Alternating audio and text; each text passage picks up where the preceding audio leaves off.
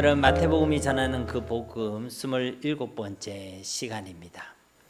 오늘도 지난 시간에 이어서 마태복음 9장 말씀을 계속해서 함께 살펴보도록 하겠습니다. 오늘 본문 말씀은 14절에 시작해서도 확인할 수 있듯이 그때에라는 부사로 시작되고 있죠. 이 그때라는 이 말은 앞의 내용과 오늘 말씀이 연결되고 있다라는 것을 의미하는 것입니다. 앞서 예수님께서는 세간에 앉아있던 그 마태를 나를 따르라 라고 말씀하시고 그를 제자로 삼으셨죠. 그리고 그의 집에 들어가 그와 함께 앉아 함께 식탁의 교제를 나누셨습니다. 이 장면 자체가 예수님께서 당신의 삶에 또 당신의 사역으로 보여주신 생생한 복음이다라고 말씀을 드렸죠. 즉 죄인을 부르시고 죄인의 집에 들어가 죄인과 함께 하시고 죄인과 함께 먹고 마시는 교제를 나누는 이것이야말로 예수님께서 이 땅에 오신 목적이고 예수님의 사역과 그 삶의 핵심임을 우리에게 증거하시는 복음이었다는 것입니다. 즉 이 마태를 부르고 그의 집에 들어가 그와 함께하는 이 장면 자체가 우리에게 증거하시는 복음이란 것이죠. 그리고 이 장면은요, 예수님을 통해서 장차 세워지게 될 그 하나님의 나라와 그 나라의 모형인 교회라는 공동체가 어떤 공동체인지를 알려주는 복음이었습니다. 즉 하나님의 나라와 그 교회는요, 제3의 건세로 세워진 긍휼의 공동체라는 것입니다. 마태는 자격이 있어서 예수님의 부르심을 받았던 것이 아니었죠. 그가 능력이 있어서 실력이 있어서 예수님과 함께 하게 된 것이 아니었다는 것입니다. 그는 마태복음의 기술대로 세간에 앉아있던 자였습니다. 세간에 앉아있다라는 것은 어떤 의미라고 했습니까? 여러분 기억하시겠습니까? 세간에 앉아있었는갑다. 그 정도의 의미가 아니라고 그랬죠. 제 가운데 앉아있었다는 것입니다. 세상의 가치관을 가지고 세상 가운데 머물러 앉아 있었다는 것입니다. 그런 그를 예수님께서 불러주신 것입니다. 그리하여 레위가 마태가 되어졌습니다. 세간에 앉아있던 그가 이제 예수님과 함께하는 인생의 주인공이 되게 된 것입니다. 그가 예수님을 만나서 그 인생과 삶이 완전히 달라지게 된 것입니다. 제 가운데서 하나님의 구원, 하나님의 긍휼을 힘있게 되어졌다는 것입니다. 어떻게 이런 일이 일어날 수 있었습니까? 그가 만난 그 예수님께 바로 죄를 사하는 권세가 있었기 때문인 것입니다. 그래서 죄인들이 예수님과 함께 하나님의 나라에 함께 있을 수가 있었다는 것이죠. 오직 예수님께만 우리의 죄를 사하고 우리를 구원하시는 능력과 권세가 있음을 믿으시기를 바랍니다. 그래서 이 예수님을 만나는 자들은 이 예수님을 믿는 믿음을 통해서 어떤 제약과 어떤 실패 가운데서도 제3의 은혜를 얻게 되는 것입니다. 누구든지 예수님만 믿으면 죄와 사망의 자리에서 의와 거룩한 하나님과 함께하는 삶을 살아가게 될 수 있다는 것입니다. 왜 그렇다고요? 오직 예수님께만 죄를 사하는 권세가 있기 때문인 것입니다. 예수님만이 그리스도시고 하나님이심을 믿습니다. 또 어떻게 마태에게 이런 일이 일어날 수 있었습니까? 두 번째로는 바로 하나님의 긍휼, 예수님의 긍휼 때문이었습니다. 아니 이 마태의 집을 한번 보십시오. 이전에 살펴본 10절 말씀처럼 마태와 같이 세간에 앉아있던 자들은 누구였습니까? 바로 세리들이었습니다. 그리고 죄인들이었습니다. 예수님과 함께하는 이들의 정체는요, 죄인들이었다는 것입니다. 마태의 집은 바로 천국의 모형이었습니다. 그런데 이 천국에 예수님과 함께 앉아있는 자들을 보라는 것입니다. 예수님의 제자들만 있는 것이 아니란 것이죠. 그들은 죄인들과 함께 있었다는 것입니다. 이처럼 천국은 자격이 있는 자들이 들어가는 곳이 아닙니다. 예수님을 주와 그리스도로 믿어서 제3의 은혜를 받은 자들, 그래서 하나님의 긍휼의 은혜를 받은 자들이 가는 곳이 바로 천국인 줄 믿습니다. 철저히 하나님의 은혜로 하나님의 긍휼로만 우리가 구원을 받게 되는 것이고 하나님의 자녀가 될 수 있는 것이고 저 천국의 백성이 되게 되는 줄로 믿습니다. 교회도 똑같은 것입니다. 자격이 있는 자들, 괜찮은 사람들만 모이는 곳이 아닙니다. 하나님의 긍휼이 필요한 자들, 그리고 하나님의 긍휼을 입어서 제3의 건세를 경험한 자들이 모인 곳이 교회이고 그런 자들이 바로 교회인 줄로 믿습니다. 그렇기 때문에 교회는 그 긍휼의 공동체로서 이 그리스도의 긍휼을 드러내어야 하는 것입니다. 서로가 서로를 긍휼히 여기고 또 우리의 이웃을 긍휼히 여기고 예수 그리스도의 건세를 받은 공동체로서 그 건세를 나타내어야 할 줄로 믿습니다. 교회는 긍휼을 드러내고 건세를 나타내어야 한다는 것입니다. 인간적인 긍휼, 인간적인 힘을 드러내는 것이 아니라 주님의 긍휼과 주님의 건세를 나타내는 공동체가 바로 교회여야 한다는 것입니다. 교회는 이 건물을 이야기하는 것이 아닙니다. 우리 한 사람 한 사람이 주님의 몸된 교회인 줄 믿습니다. 우리가 예수를 믿었기 때문에 주님의 긍휼을 입었기 때문에 우리의 삶 가운데 이 주님의 긍휼이 나타나고 주님의 건세가 나타나야 한다는 것입니다. 그리고 이어지는 말씀이 바로 오늘 본문의 말씀입니다. 14절 말씀 우리 함께 봉독하도록 하겠습니다. 그때에 요한의 제자들이 예수께 나와 이르되 우리와 바리새인들은 금식하는데 어찌하여 당신의 제자들은 금식하지 아니하나이까. 아멘. 그때 요한의 제자들이 예수님께 나와서 이렇게 말했다는 것입니다. 앞서 11절에는 바리새인들이 예수님께 나와서 예수님께서 몸소 보여주신 그 제3의 건세와 긍휼의 복음에 대하여 딴지를 걸었죠. 어떻게 그렇게 모여 있느냐라고 딴지를 걸었습니다. 예수님께서는 당신께서 전하신 그 예수님께서 전하신 그 복음에는 제3의 건세가 있음을 보여주셨고 또 그 복음의 핵심이 긍휼임을 우리에게 나타내어 주셨지만 이들은요 그것을 이해하지 못했습니다. 이들은 알맹이가 빠진 과거의 전통과 율법의 껍데기에만 매여 있었던 것이죠. 그래서 예수님이 보여주신 그 긍휼의 복음을 이해하지 못했다는 것입니다. 그리고 이제 오늘 본문 말씀에는 세례 요한의 제자들이 예수님 앞으로 나아오고 있습니다.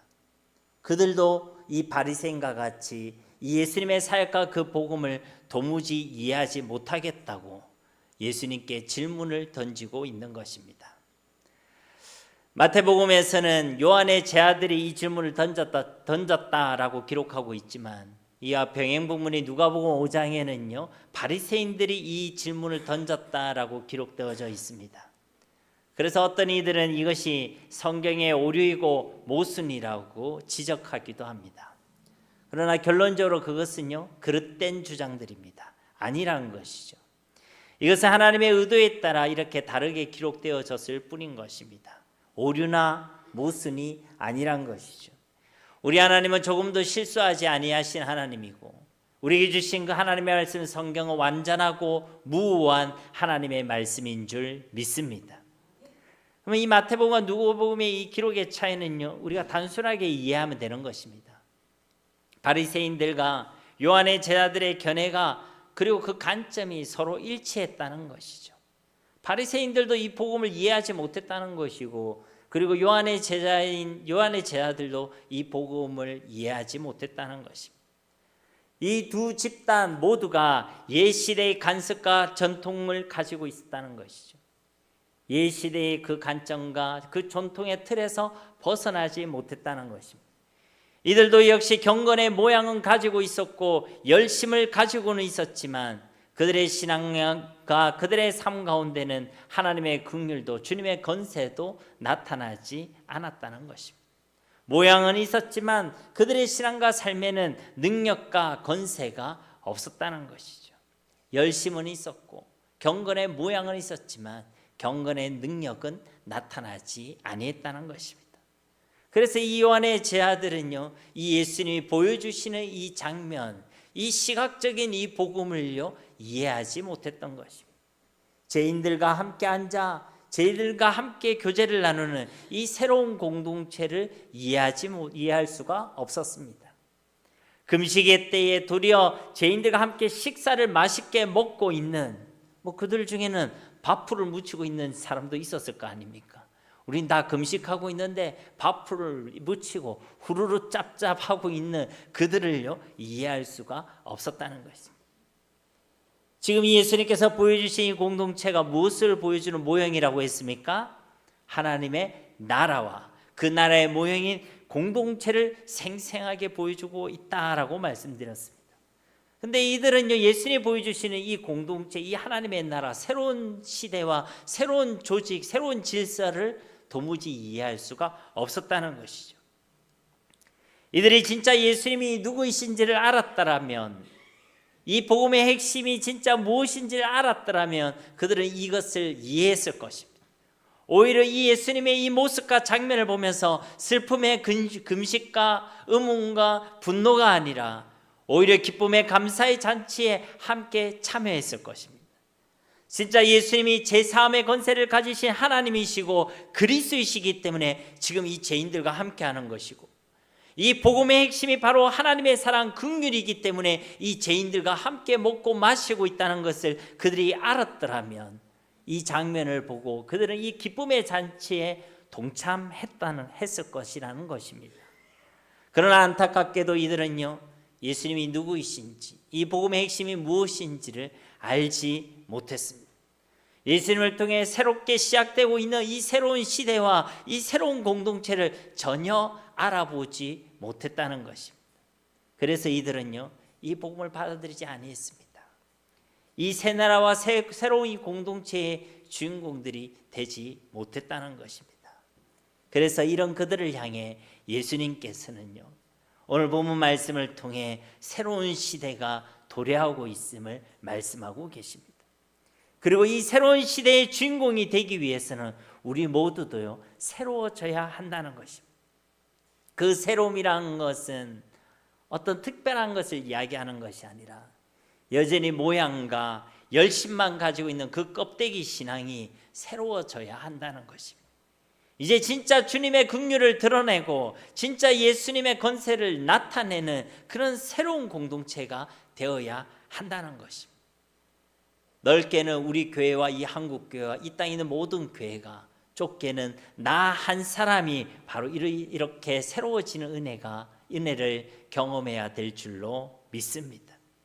지난 시간에도 말씀드렸지만 교회라는 이름과 모양은 있는데 하나님의 권세는 나타나지 않고, 교회라는 이름과 모양은 있는데 그리스도의 긍휼을 드러내지 못한다면 그것은요 껍데기만 남은 신앙인인 것입니다. 껍데기밖에 없는 교회라고 할 수 있는 것입니다. 바른 것이 아니라 엉터리란 것이죠. 온전한 것이 아니라 온전하지 못하다는 것입니다. 지금 마태복음 8장에서부터 예수님께서는요 그 말씀과 사역을 통해 우리에게 거듭 말씀해 주셨습니다. 예수님이 하나님이시란 것이죠. 예수님께는 죄사함의 권세, 하나님의 권세가 있다는 것입니다. 우리 예수님은 바로 긍휼의 하나님이시란 것입니다. 그래서 예수님께서는 병을 고치시고 귀신을 내쫓으시고 풍랑을 잠잠하게 하시고 죄를 사해 주시는 그 모든 권세를 나타내어 주시면서 당신의 긍휼을 우리에게 보여주셨습니다. 예수님 당신이 긍휼의 하나님이심을 우리에게 증거해 주셨다는 것입니다. 그런데 교회는요 이 예수님의 몸인 것입니다. 그래서 교회로 부름받은 우리의 삶 가운데는 이 예수님이 드러나야 된다는 것이죠. 우리를 통해 주님의 권세가, 주님의 긍휼이 나타나는 것이 당연하다는 것입니다. 그것이 이상하거나 특별한 일이 아니란 것이죠. 긍휼의 하나님이신 예수님이 우리와 함께 계시고 우리가 그 예수님의 몸된 교회로 부름받았는데 그분의 권세가 나타나지 않고 그분의 긍휼이 드러나지 않는 것이 오히려 이상한 일이고 오히려 특별한 일이란 것입니다. 예수님이 우리와 함께 계시다면 그 누구보다도 먼저 나 스스로에게 이 주님의 권세와 주님의 긍휼이 나타나게 되는 줄로 믿습니다. 그 그리스도의 능력과 권세가 나를 날마다 새롭게 만들어 주는 것입니다. 그래서 예수를 믿는 사람의 삶 가운데는 새로움이 임하게 되는 것입니다. 변화가 일어나게 되는 것이고 성장하게 되는 것이고 성숙해지게 되는 것입니다. 또 그 그리스도의 긍휼이 먼저 나를 날마다 그 그리스도의 사랑에 대한 감격과 감사의 자리로 이끌어가는 것입니다. 그래서 예수님이 믿는 사람의 삶에는요, 기쁨과 감사, 감격이 넘치게 되어 있는 것입니다. 찡그리는 얼굴도요, 웃는 얼굴로 바뀌는 것입니다. 울상인 얼굴도요, 기쁨의 웃상으로 바뀌게 되는 것입니다. 여러분, 옆사람 얼굴을 한번 보세요. 기뻐하는 얼굴, 웃상인지 아니면 울상인지 어떻습니까, 여러분? 이 말을 하면 누구라도 표정 관리를 하게 되죠. 나는 웃상입니다 하면서 표정 관리를 하게 되죠. 우리가 관리해서가 아니라 우리 속에 하나님의 긍휼, 그리스도의 긍휼이 주어졌기 때문에 우리는 그 긍휼에 대한 기쁨과 감사와 감격으로 살아가게 되는 줄로 믿습니다. 그런데 오늘 이 요한의 제자들과 바리새인들은요, 이제 금식을 빌미로 딴지를 긁고 있죠. 그런데요, 이들이 그렇게 이야기하고 있는 이 금식의 참된 목적도요, 바로 긍휼의 하나님의 증거되는 것에 있습니다. 금식의 목적도요, 주님의 긍휼과 주님의 권세를 드러내는 것에 그 목적이 있다는 것입니다. 바리새인들은 왜 금식을 했습니까? 자신의 경건함을 드러내고 자신의 의로움을 드러내기 위해서이죠. 자신을 드러내기 위함이었습니다. 자기가 좋자고 자기가 존경받자고 자기가 잘되고자 하는 금식이었다는 것입니다. 그러나 참된 금식의 목적은 내가 아니라 긍휼의 하나님이 드러나야 한다는 것입니다. 그 금식을 통하여 하나님의 긍휼이 드러나고 그 금식을 통하여 하나님의 권세가 경험되어지고 나타나는 것이 참된 금식의 목적이라는 것이죠. 이건 제 이야기가 아닙니다. 이사야서 58장 6절과 7절 말씀을 우리 보도록 하겠습니다. 이사야서 58장 6절 7절 말씀에 보면요, 내가 기뻐하는 금식은 흉악의 결박을 풀어주며 멍에의 줄을 끌어주며 압제당하는 자를 자유하게 하며 모든 멍에를 꺾는 것이 아니겠느냐.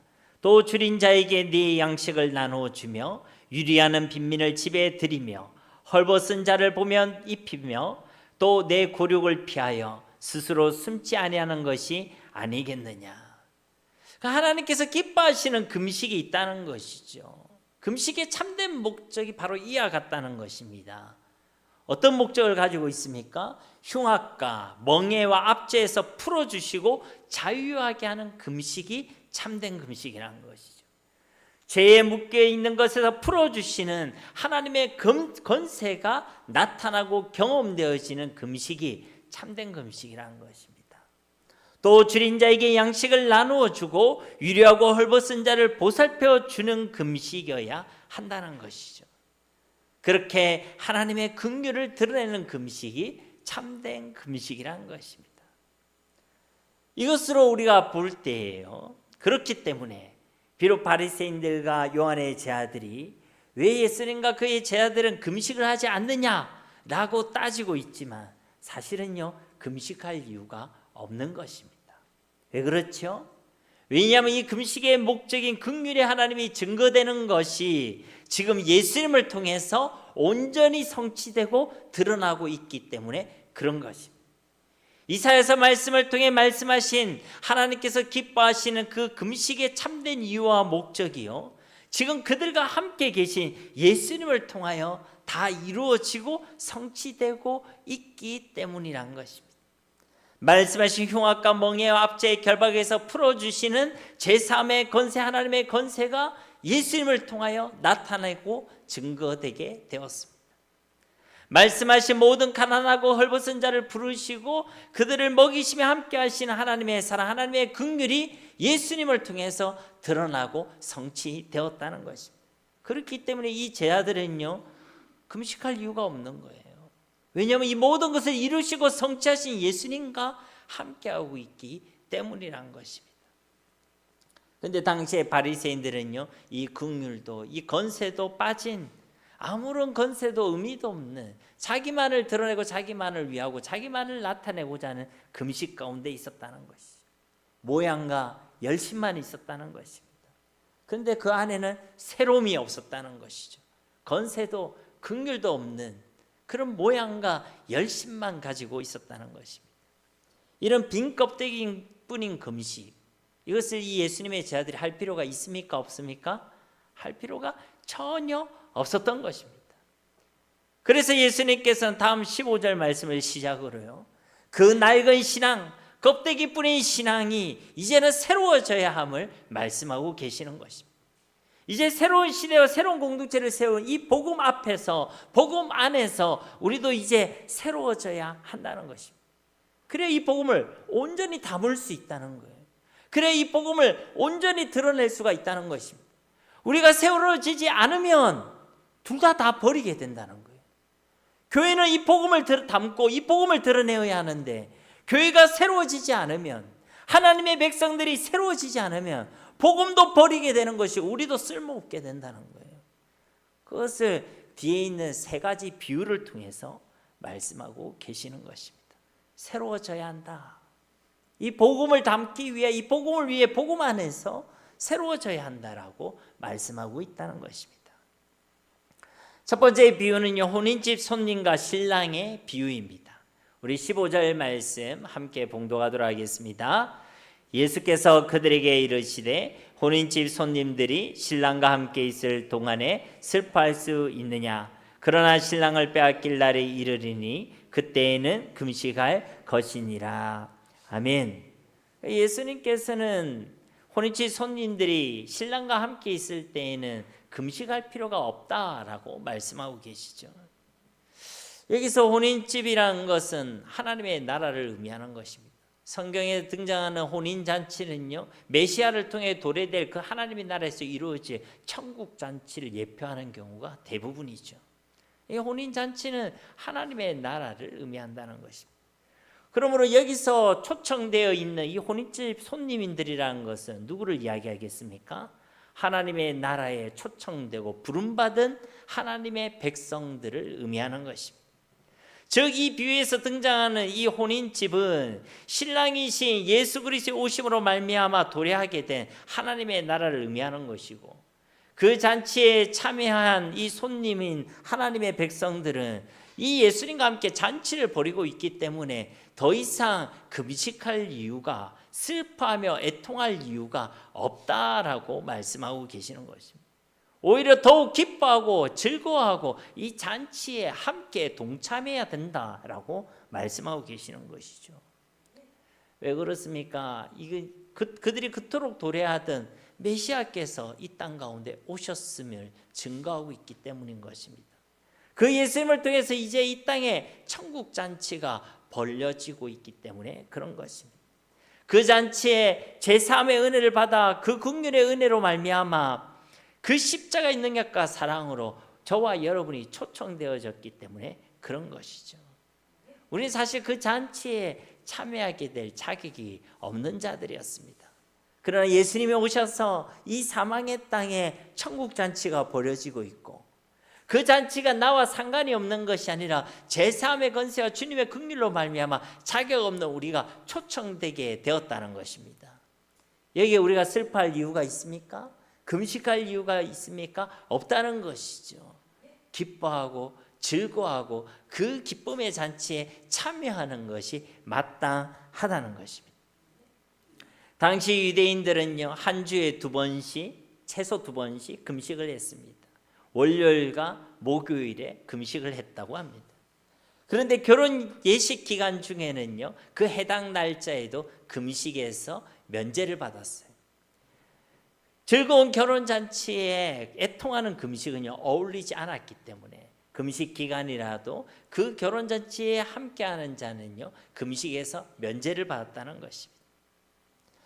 이와 같이 지금 예수님과 함께한 이 제자들은요, 신랑이신 예수님과 함께 그 하나님 나라의 잔치에 지금 함께하고 있다는 것이죠.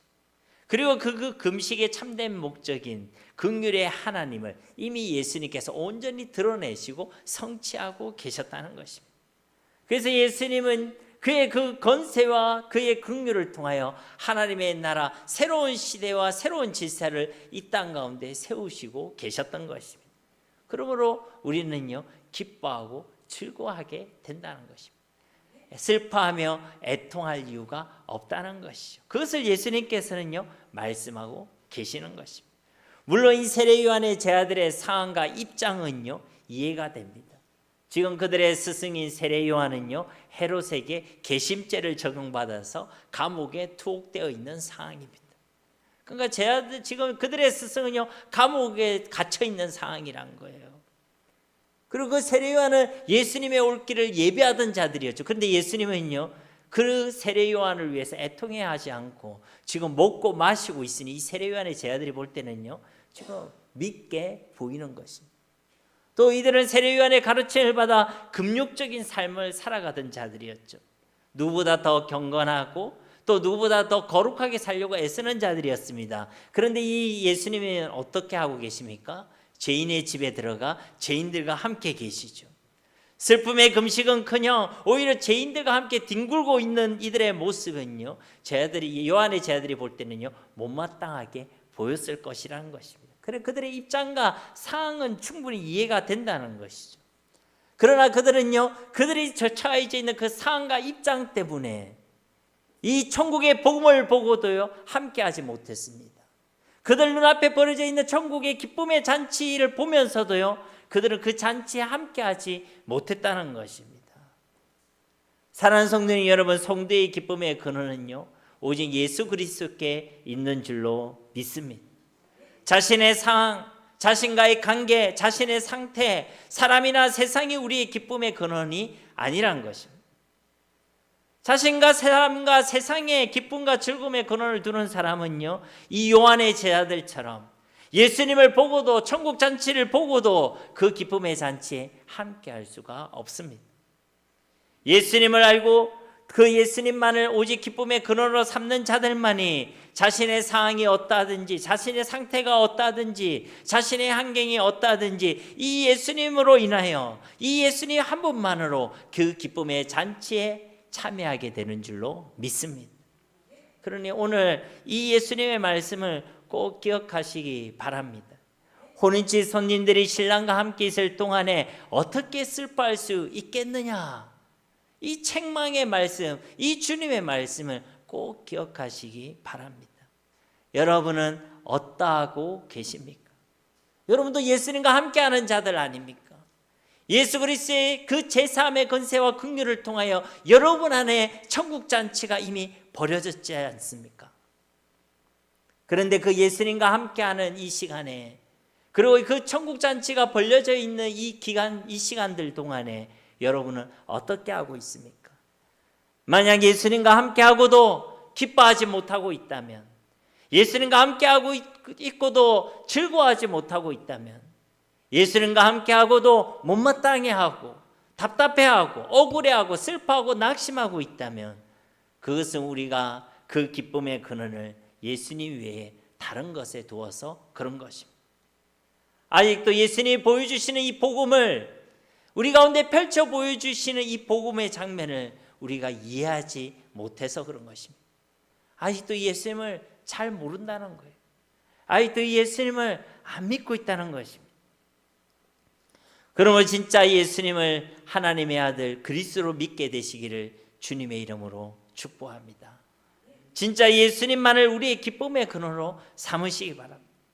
예수님 한 분만이면 충분하고 완전함을 고백하는 하나님의 자녀들이 되기를 간절히 소망합니다. 이런 신앙의 변화, 이런 삶의 변화가 우리 가운데 있어야 될 줄로 믿습니다. 여전히 예수님을 모르고 있는 것이 아니라, 여전히 예수님을 믿지 못하는 것이 아니라, 여전히 세상에 우리의 기쁨의 근원을 두는 것이 아니라 진짜 이 예수님의 복음 안에서 그 권세와 긍휼을 경험하며 우리가 새로워져야 될 줄로 믿습니다. 그것을 예수님께서 말씀하고 계시는 것이죠. 두 번째 비유는요, 생배 조각과 낡은 옷에 대한 비유의 말씀입니다. 우리 16절 말씀 함께 봉독하도록 하겠습니다. 생배의 조각을 낡은 옷에 붙이는 자가 없나니 이는 기운 것이 그 옷을 당겨 헤어짐이 더하게 됨이요. 아멘. 누가복음 5장 36절 말씀에는 이 말씀을요 비유라고 말씀하고 있습니다. 또 비유하여 이르시되 새 옷에서 한 조각을 찢어 낡은 옷에 붙이는 자가 없나니, 이렇게 시작되고 있다는 것이죠. 이 말씀이 바로 비유의 말씀이란 것입니다.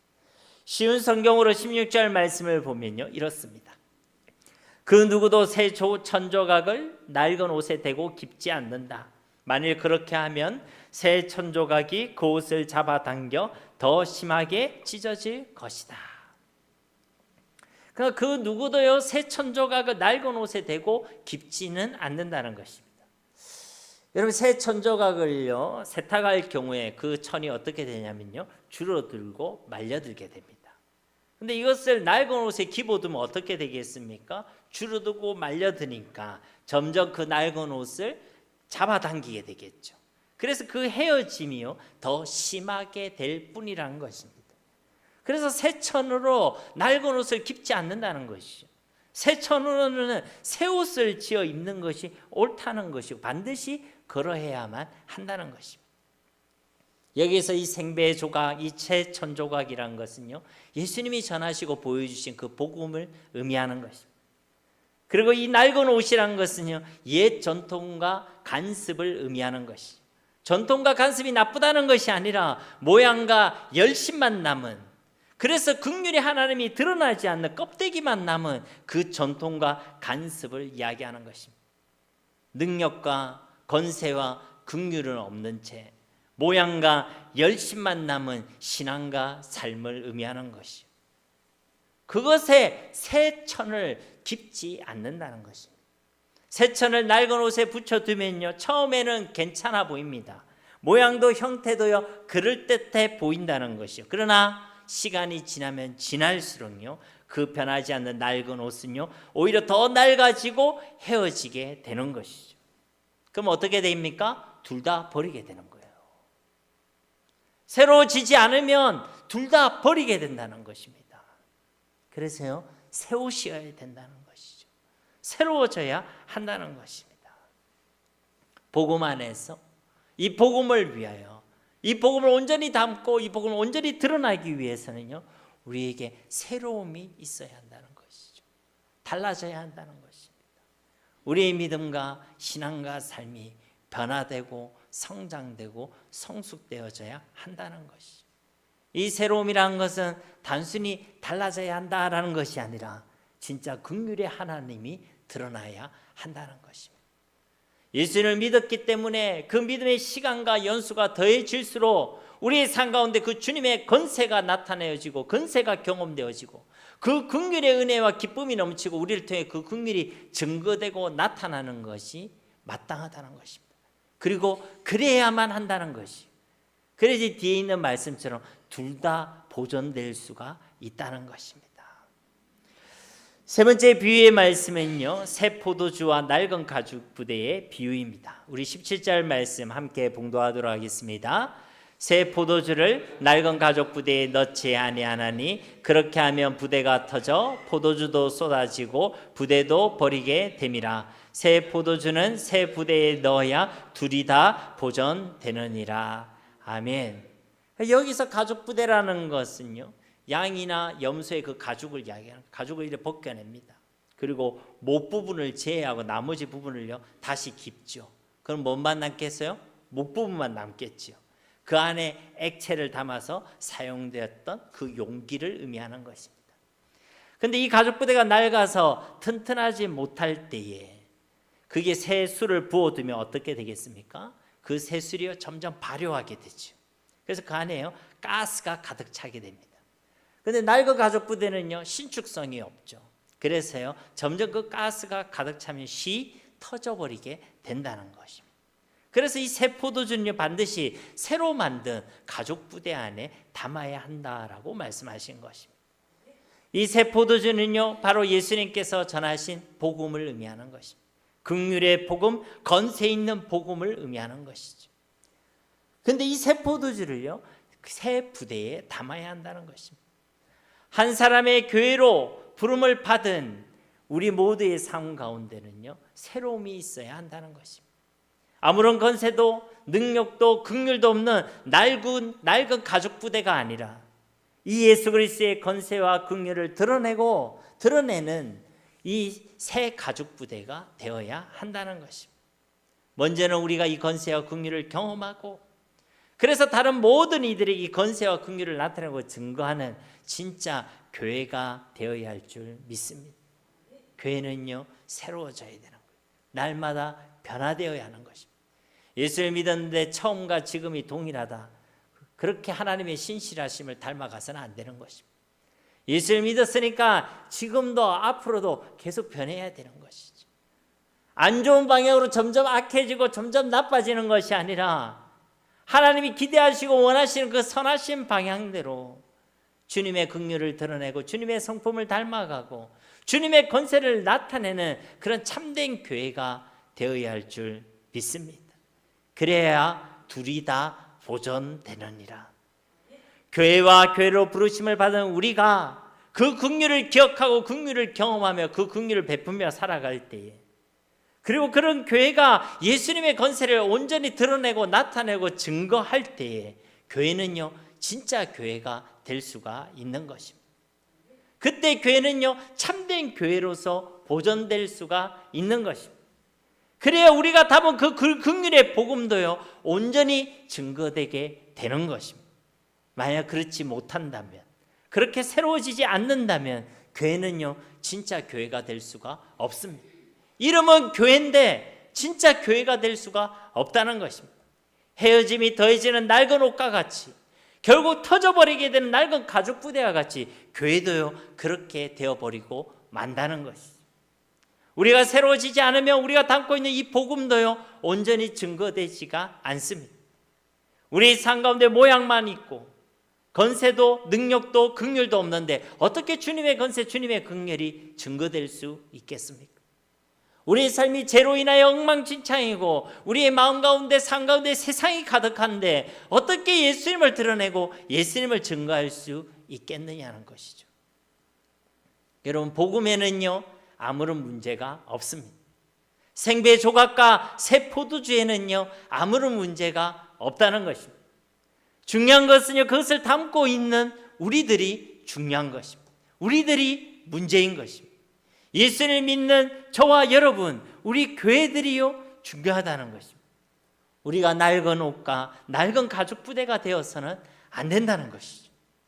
우리 한 사람 한 사람이, 또 우리 교회가, 이 한국교회, 이 땅을 사는 모든 하나님의 백성들이 새로워져야 할 줄로 믿습니다. 어떻게 말입니까? 예수님의 그 권세와 긍휼로 새로워져야 하는 것입니다. 진실로 예수님의 복음에는 어떤 죄인도 어떤 연약함과 부족함도 능히 새롭게 만드는 권세와 긍휼이 있는 줄로 믿습니다. 우리가 먼저 이 복음의 권세와 긍휼을 경험해야 될 줄로 믿습니다.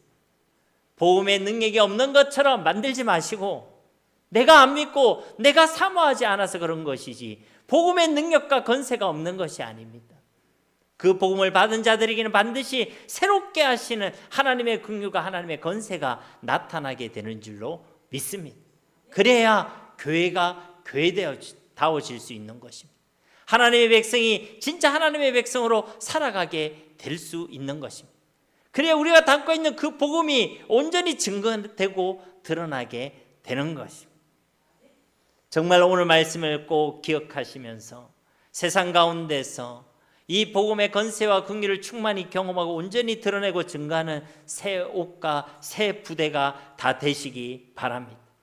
그래야 진짜 예수님의 권세를 드러내는 교회, 진짜 예수님의 긍휼을 증거하는 교회, 그런 새로움을 매일의 삶 가운데 경험하고 나타내는 우리 모두가 다 되시기를 예수님의 이름으로 간절히 축원드립니다.